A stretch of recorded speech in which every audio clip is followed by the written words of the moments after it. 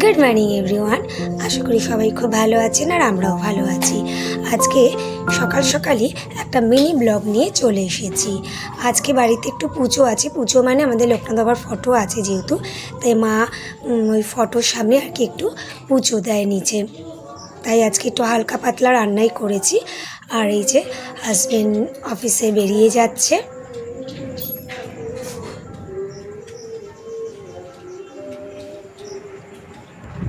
আর মা এই যে পুজো দিতে বসে গেছে, সমস্ত রেডি করছে, এখনও শুরু করেনি।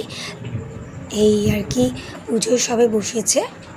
এই যে লোকনাথ বাবার ছবি, মার এইটা অনেক বছর আগের পুরনো ওই ছবিটা, প্রচুর মানে অনেক আগের এই ছবিটা।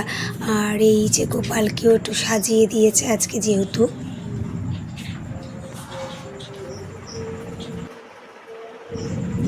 আপনারা হয়তো বাইরের কোনো সাউন্ড শুনতে পাচ্ছেন, মিউজিক হচ্ছে, মানে আমাদের বাড়ির সামনেই আর কি পুজো হচ্ছে লোকনাথ বাবার, তাই সেখানেই গান বাজনা চলছে। আর এখন ঘড়িতে 12টা বাজে। আমার কিন্তু ঘরের কোনো কাজ হয়নি, সমস্ত এলোমেলো হয়ে পড়ে রয়েছে। এই যে এখন পরিষ্কার করতে, সমস্ত পরিষ্কার করতে বসবো, কোনো কিছুই আজকে হয়নি। আর মা এই যে পুজো দিতে বসেছে। আর আজকে না আমার গলাটাতে না খুব প্রবলেম করছে, যেহেতু থাইরয়েড হচ্ছে, মানে আছে আমার গলাতে, সেখানে আজকে প্রেশার দিয়ে একটু কথা বলতে হচ্ছে। আর এই যে মা পুজো দিতে শুরু করে দিয়েছে।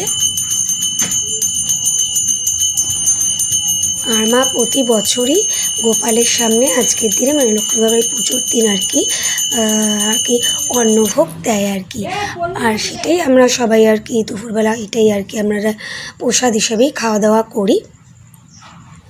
তো এই লোকনাথ বাবার পুজোর দিন একটু আমাদের রান্নাবান্নার ঝামেলাটা অত থাকে না।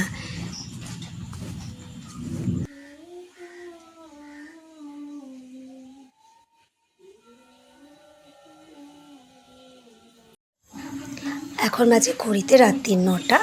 আর একটু আজকে যেহেতু পুজো পারপাস, সেখানে আজকে একটু খিচুড়ি খাবার, অনেক দিন পরে আজকে আমরা খিচুড়ি খাবো। আর পুজোর দিনে কিন্তু খিচুড়ি খেতে বেশ ভালোই লাগে। তো যাই হোক, ভিডিওটা আজকে এখানেই শেষ করে দিচ্ছি। তো গুড নাইট, টাটা।